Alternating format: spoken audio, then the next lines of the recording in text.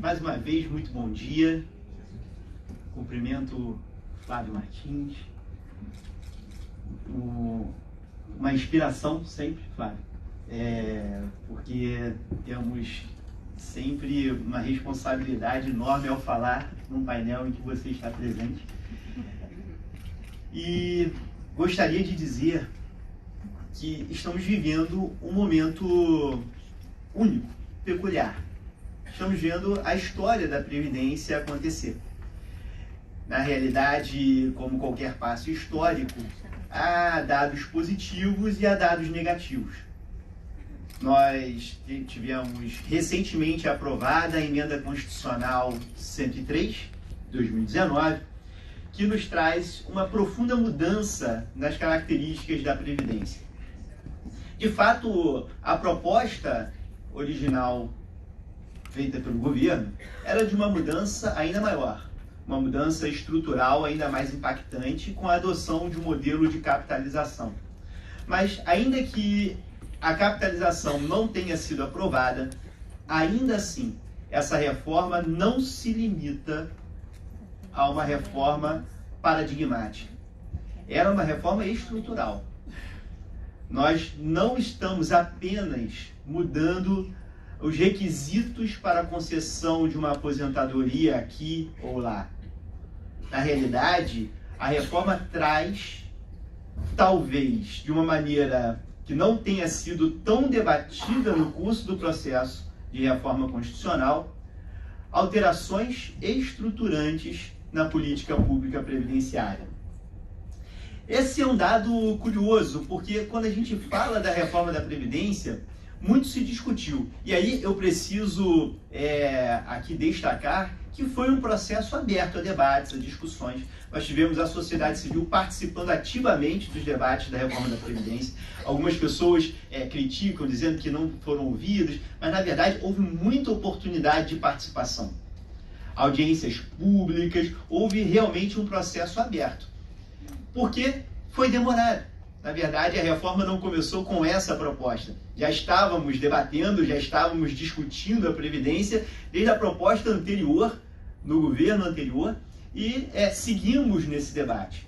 Porém, alguns aspectos que foram aprovados trazem mudanças realmente impactantes e que acabaram passando, talvez, despercebidos nesse debate. E são, talvez, as mudanças estruturais mais relevantes. Bom, quando falamos dos impactos dessa reforma na Previdência Complementar, isso fica claro. Na realidade, eu classifico os impactos da reforma da Previdência no sistema de Previdência Complementar em 3 momentos. Nós temos aqui, primeiro, uma redução do papel da Previdência Pública. Claramente, a Previdência Pública tem o seu papel reduzido no sistema de proteção social. Há uma escolha, uma alteração da política pública constitucional, de modo que o papel que era destinado à Previdência Pública passa a ser menor. Isso não é um reflexo exclusivo da Emenda 103, mas, na verdade, isso faz parte de uma política de Estado, não é apenas uma política de governo. É uma política que vem sendo desenhada ao longo dos anos. Se chega à conclusão que a Previdência Pública ela não tem eficiência suficiente para manter o seu projeto original. Um outro ponto, nós vamos encontrar aqui modificações nas dinâmicas de trabalho que vão impactar fortemente o mercado de previdência complementar. Vamos falar sobre elas. E, finalmente, a terceira forma de impacto da reforma da Previdência nos fundos de pensão é uma clara aproximação entre os fundos de pensão e a Previdência Aberta. Existe uma clara aproximação entre a Previdência Fechada e a Previdência Aberta. Vamos lá. Começamos, então, com uma abordagem sobre a redução do papel da Previdência Pública. Eu começo com uma reflexão. Vejam, o rendimento médio dos brasileiros, segundo dados do IBGE, de R$ 5.088,70. Esse é o rendimento médio dos brasileiros. É claro que vivemos em um país campeão de desigualdades. Nós vivemos em um país de concentração extrema de renda. E esses R$ 5.088 constituem a renda média, mas estão muito distantes de ser a renda da maior parte da população. Mas temos ali a renda média do brasileiro em R$ 5.088. Consultando os valores dos benefícios do regime geral de previdência social, nós temos ali a média dos valores dos benefícios do regime geral de R$ 1.284,53, isso em setembro agora. Então, a média do rendimento do brasileiro, não estou falando nem de rendimento de capital, só rendimento mesmo de trabalho, R$ 5.088. E nós temos a média dos benefícios previdenciários, R$ 1.284. Isso significa, meus amigos, que a taxa de recomposição da renda do brasileiro com a Previdência Pública fica em torno de 25%. Na verdade, quando a gente olha para a Previdência Pública, a gente imagina, então, que o retorno e a recomposição da renda do aposentado em comparação à renda da vida ativa com a Previdência Pública fica ali na faixa de 1/4 do que ele recebe, 25%. Isso já faz com que a gente precise imaginar que a Previdência Pública, ela hoje, antes dos primeiros impactos da reforma da Previdência, ela já não atende a classe média brasileira. A Previdência Pública ela já não é suficiente para oferecer segurança social para a classe média brasileira. A gente já vive essa realidade. Isso já decorre de um aspecto curioso e interessante, de uma mudança gradativa no papel dessa Previdência. Vejam que, no passado, a Previdência Pública tinha uma missão que era muito clara: manter o padrão de vida da pessoa no momento em que ela se aposentava. A forma de calcular o benefício já deixa isso claro. Como é que você calculava os benefícios na Previdência Pública lá atrás, antes de 99? Calculava na Previdência Pública, no regime geral, pela média dos 3 últimos anos, dos 36 últimos meses. E na Previdência do Servidor Público, até 2003, nós calculávamos o benefício previdenciário com base na última remuneração do servidor na ativa. Então a mensagem era muito clara. O objetivo da Previdência naquela época era manter o mesmo padrão de vida do inativo, o inativo manter o mesmo padrão de vida do ativo. Essa era a função social da Previdência, uma manutenção do padrão de vida. Isso se mostrou absolutamente inviável. Isso se mostrou um projeto que não era possível continuar a ser reproduzido.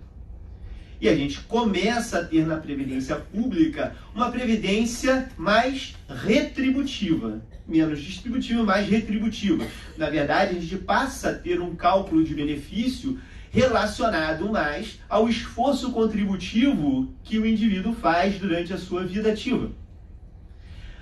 Passamos a ter o cálculo dos benefícios previdenciários pela média das remunerações sobre as quais incidiu contribuição. Primeiro no regime geral, considerando a vida inteira da pessoa, pelo menos de julho de 94 para cá, e selecionando as maiores contribuições, as 80% maiores, e também no regime próprio, a partir de 2004, essa passou a ser a regra.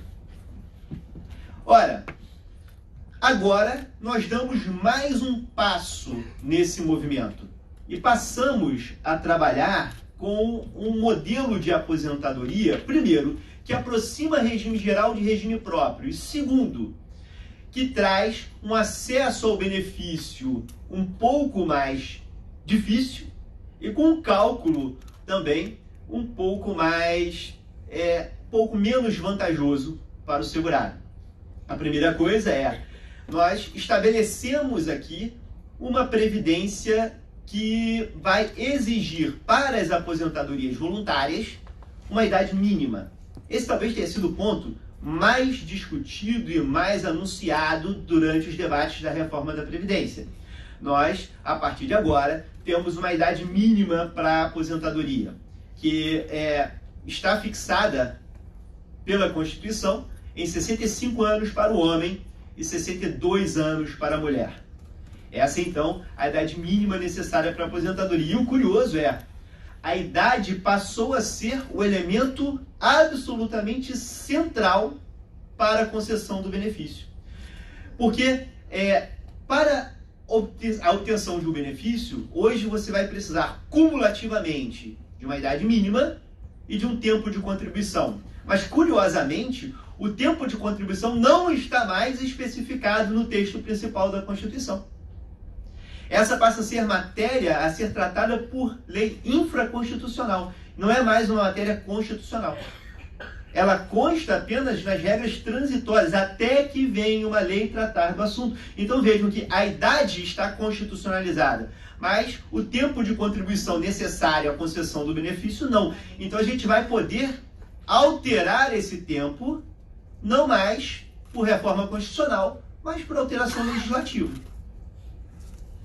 Ora, esse ponto, aliás, é um ponto que é importante, mas também traz algum receio, não é?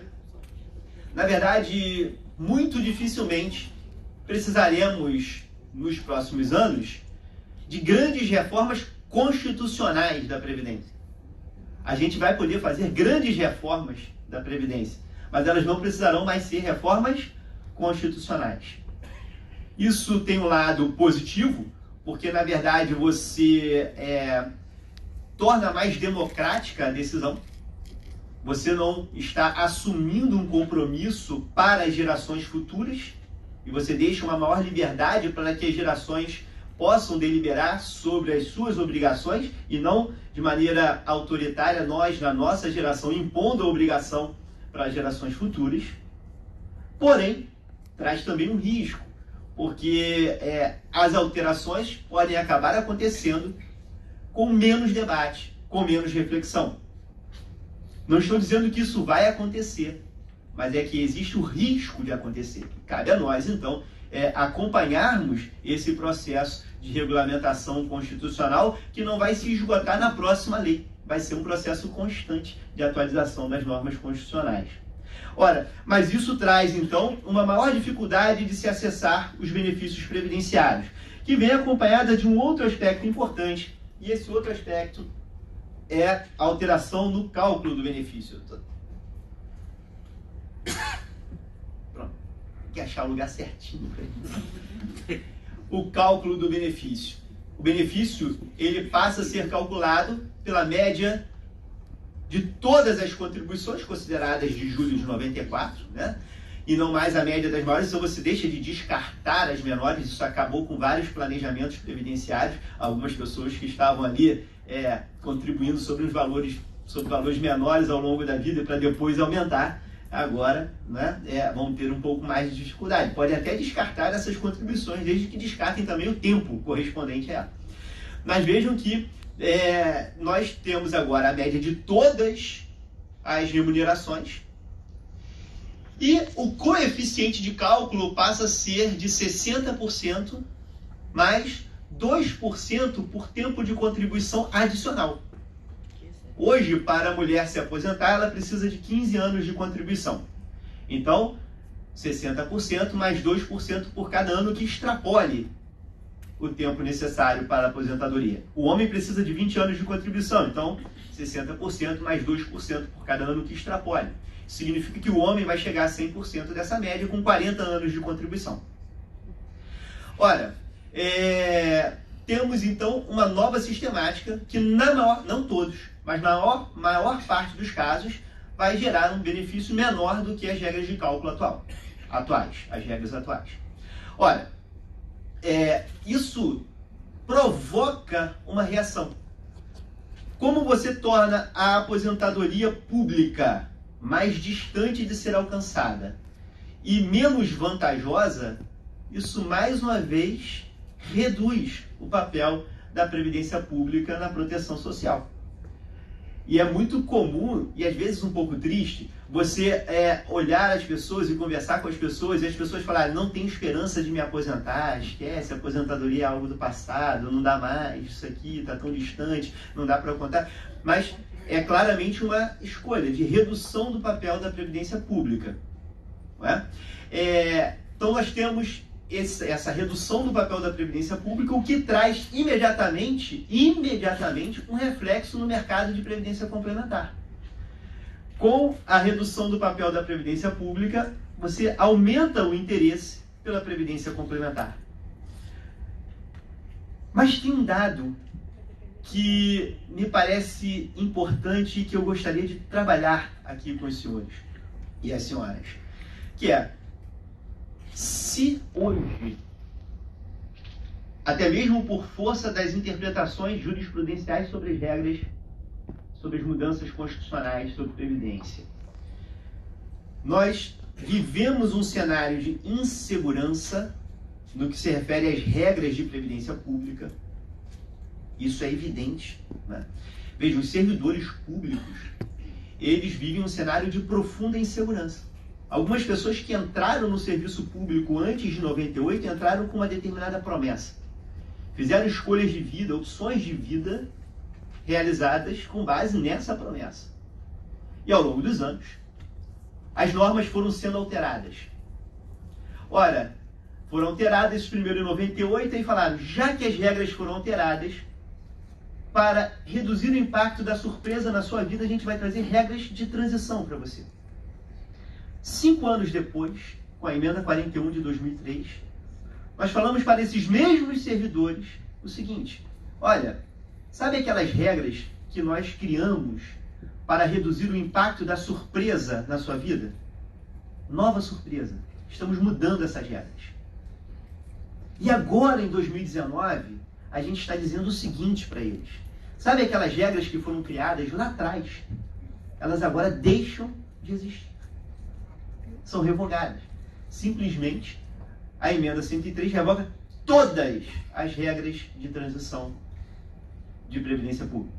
O que gera um cenário de insegurança. E o que me parece é que temos que, sim, evidentemente, valorizar os aspectos de sustentabilidade do sistema, mas a gente não pode esquecer que o planejamento de vida das pessoas foi feito com base em algumas regras e essas mudanças precisam ser amenizadas em quem já está vivendo esse momento. E com isso, o que acontece é que a gente gera um cenário de insegurança, e para a Previdência, insegurança é o pior cenário. Porque você quebra a confiança. Você quebra a confiança. E aí, talvez, a responsabilidade da Previdência Complementar. Porque se não é possível confiar na Previdência Pública por essas mudanças, o sistema de Previdência Complementar, apesar de haver autorização, inclusive jurisprudencial, para mudanças que impactem também aqueles que estão no caminho de aquisição, né? Eu não estou falando da obrigação jurídica, eu só estou falando no papel da responsabilidade da Previdência Complementar. É importante a preocupação com as pessoas que estão no caminho da aquisição do direito. E é por isso que me preocupa muito, por exemplo, quando simplesmente se altera o regulamento do plano e se afirma, e o STJ já disse que é possível e tem que ser mesmo, se afirma que aquelas mudanças alcançam a todos que ainda não preencheram os critérios de elegibilidade do benefício. Sim, isso é verdade, mas deveria haver por parte da própria instituição, da própria entidade, uma preocupação de regras de transição para mudanças de regulamento. Você deveria ter, por conta da importância de manutenção da confiança, da credibilidade, que não vai ser mantida apenas com a sustentabilidade. A sustentabilidade é apenas um dos parâmetros, mas a gente precisa criar a confiança, e a confiança passa um pouco pela empatia, passa um pouco pela ideia de se mostrar que a entidade está preocupada não apenas com o todo, mas também com os impactos na vida de cada um. Me parece que isso é importante. e que a gente precisa, então, trabalhar de uma maneira constante. Bom, vou avançando para dizer o seguinte: temos modificações nas dinâmicas de trabalho também. A Constituição traz algumas modificações nas dinâmicas de trabalho que vão impactar a Previdência Complementar. Uma delas está aqui no artigo 37, parágrafo 14. O artigo 37, parágrafo 14, está estabelecendo agora que se a pessoa usa algum tempo no emprego público para se aposentar, isso vai gerar a extinção do contrato de trabalho. Vejam, isso já era normal, já era um padrão para o regime próprio de previdência. Se você vai se aposentar como servidor público, a aposentadoria é uma das causas de vacância do cargo público. O que se inclui agora no texto constitucional é que se o empregado público se aposenta, isso vai gerar a extinção do contrato de trabalho. E por que eu estou dizendo isso? Porque a gente viveu durante algum tempo, até agora, na verdade, uma situação realmente de uma lacuna normativa. A CLT previa que a aposentadoria era uma causa de extinção do contrato de trabalho. Só que o Supremo Tribunal Federal disse que isso era inconstitucional, porque o benefício não poderia prejudicar o segurado. E o Supremo declarou inconstitucional. Só que isso transformou a situação do empregado público em uma situação sem uma resposta. Porque qual era o padrão nas empresas estatais? O que é muito frequente nas empresas estatais? Havia a aposentadoria do empregado público, mas o empregado público continua trabalhando. Então você tem a manutenção do contrato de trabalho. E se você tem a manutenção do contrato de trabalho, o que vai acontecer? Duas coisas acontecem. A primeira é que, se a pessoa continua trabalhando, você fica numa situação, como empregado público, que existe uma semi-estabilidade, não é uma estabilidade do servidor, mas existe uma necessidade de motivação para a dispensa, você gera, às vezes, uma impossibilidade da empresa pública renovar os quadros. Mas, por outro lado, o reflexo disso na Previdência Complementar é que o período, você acaba adiando a concessão do benefício complementar. A partir de agora, aquele que se aposentar na Previdência Pública, usando ali o tempo de emprego público, se aposentar como empregado público, vai ter já a extinção do contrato de trabalho. E tendo a extinção do contrato de trabalho, o que vai acontecer é que já estará elegível a recebimento do benefício de previdência complementar. Então, teremos um impacto grande aqui. E aqueles que já vivem essa situação vão poder continuar com essa situação. Aqueles que já estão aposentados continuam. Mas aqueles que vierem a se aposentar a partir de agora já terão a extinção do contrato de trabalho. Então, aquele planejamento, olha, vou me aposentar na Previdência Pública e ficar esperando o próximo PDV, né? Acabou. Tá? Muito bem. Uma outra alteração na dinâmica de trabalho é a alíquota. Me desculpem, está pequeno, mas é só para mostrar os números. Há um aumento significativo do valor da alíquota de contribuição previdenciária, principalmente para aqueles que têm renda mais alta. Eu trago um exemplo aqui. Nós temos uma alíquota progressiva, né? Essa alíquota progressiva vai aumentando e eu estou considerando ali, imagine alguém, e aqui a gente vai imaginar um servidor público, por exemplo, que tenha subsídio ali na faixa de R$33 mil. Olha o que vai acontecer. Na verdade, você aumenta a alíquota e você passa a adotar uma sistemática parecida com a do imposto de renda, com faixas de remuneração. E o que vai ocorrer é que alguém com essa renda acaba tendo uma alíquota efetiva de 16,43%. Meus amigos, é muito alto, né? Eu não estou falando da alíquota somada do segurado e do... não estou falando da alíquota somada do segurado e do empregador, não. Estou falando só a alíquota do participante. Não, na verdade, só do Sebrae. 16%.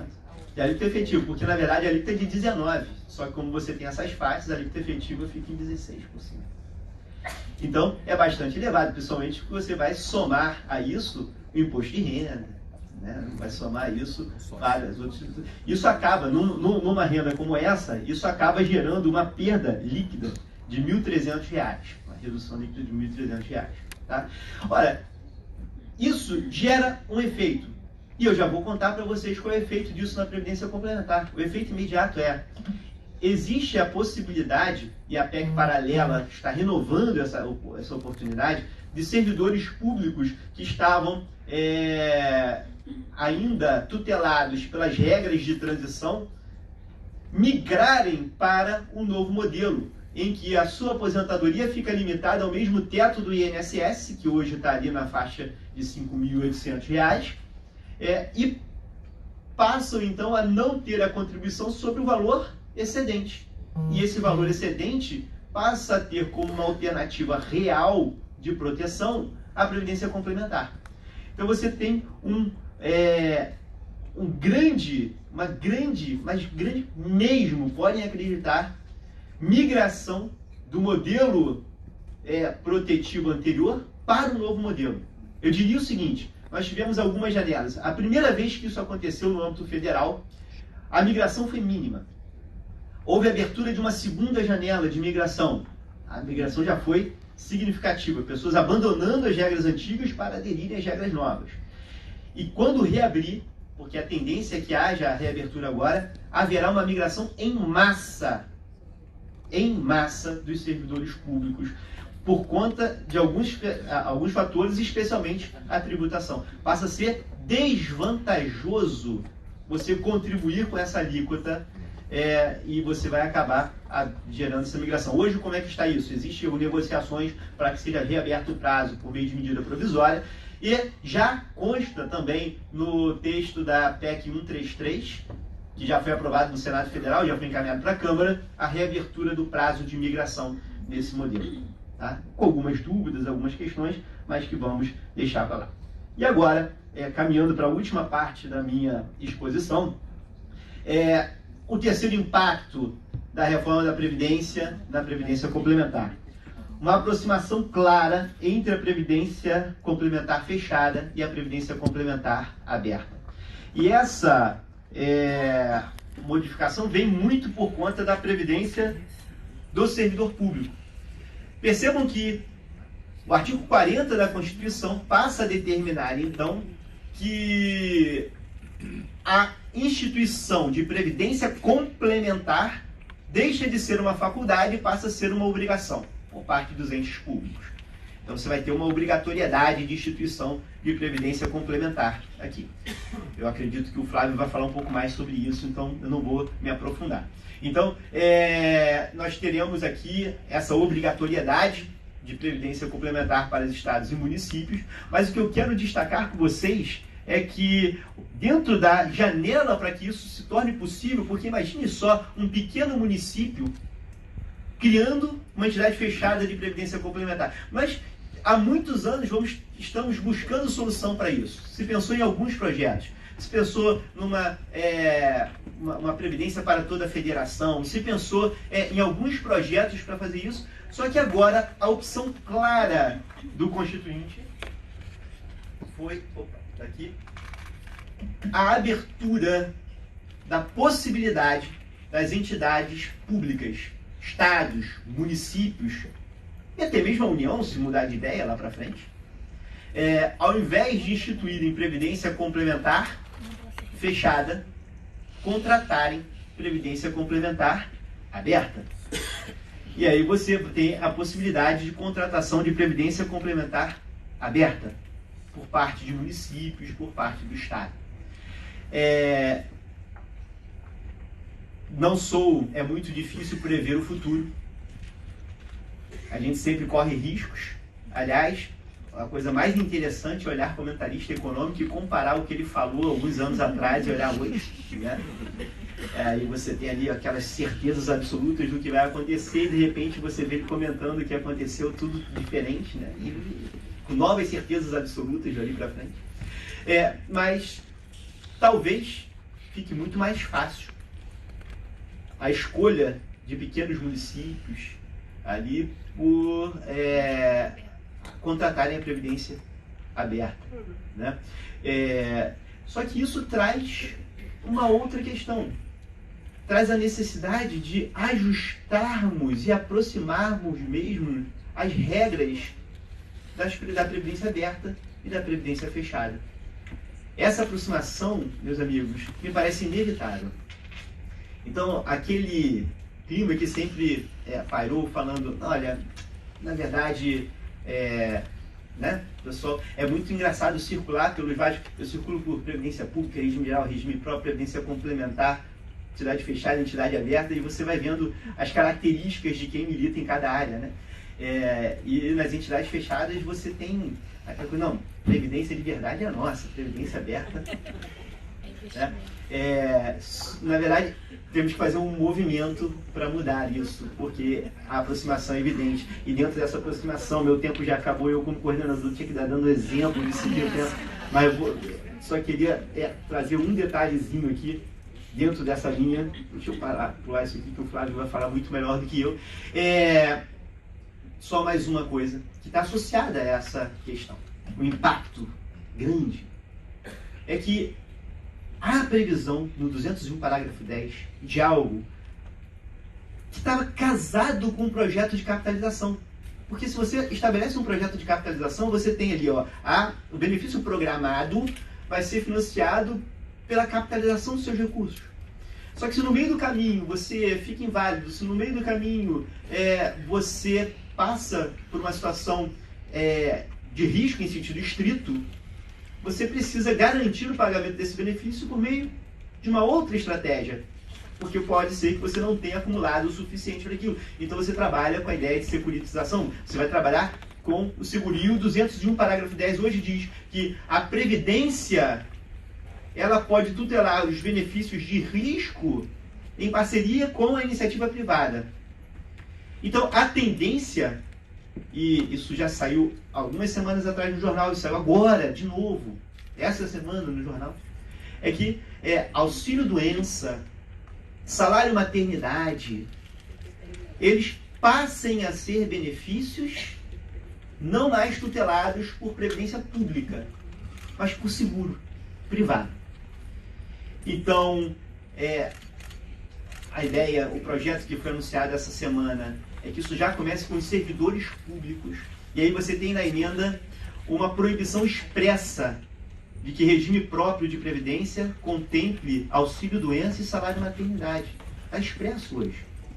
Os regimes próprios só podem trabalhar com pensão e aposentadoria. E o auxílio-doença, o salário-maternidade, passariam para seguradoras privadas. E o próximo passo é também com o regime geral de previdência social isso acontecer.